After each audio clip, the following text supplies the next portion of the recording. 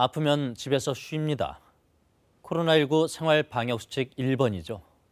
당연한 말 같지만 그림의 떡일 뿐이라는 노동자가 더 많습니다.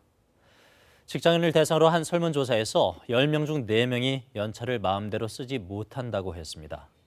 차마 입이 떨어지지 않아서 벌이가 줄거나 나중에 불이익을 당할까 봐 아프고 힘들어도 참는 경우가 많다는 것이겠죠.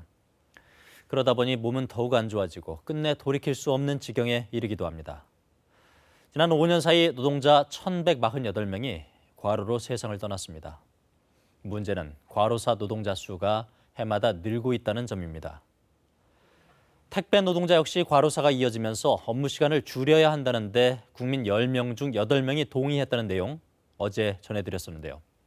아파도 일합니다가 아니라 아프면 쉽니다가 되기 위해 노동자가 질병이나 부상으로 쉬더라도 소득을 보장해주자는 논의가 국회에서 처음 시작됐습니다. 김성수 기자가 취재했습니다. 한 사립대학교에서 계약직으로 근무하던 김모 씨. 허리 통증으로 입원 치료가 필요했지만 장기간 일자리를 비우기 힘들어 참고 일하다 증상이 더 악화됐습니다. 일단 제일 큰 걱정 결국 월급이죠. 그렇게 내가 쉬었을 때 이제 월급이 제대로 지급이 될까 쉬는 기간 동안.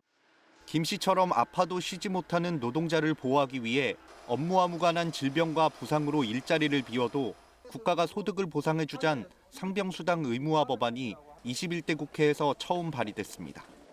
모두 사흘에서 일주일 이상 입원하면 그 기간만큼 최저임금액 이상을 책정해 지급하자는 내용을 담았습니다.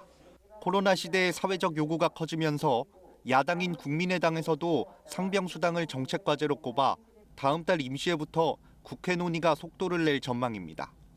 현행법에도 대통령령으로 정하는 바에 따라 상병수당을 지급할 수 있다고 돼 있어 법제화 근거는 충분합니다.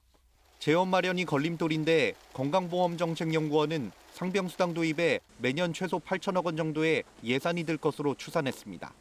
정의당은 건보료 인상 없이 현재 16조 원이 넘은 국민건강보험 누적금을 활용하면 가능하다는 입장입니다.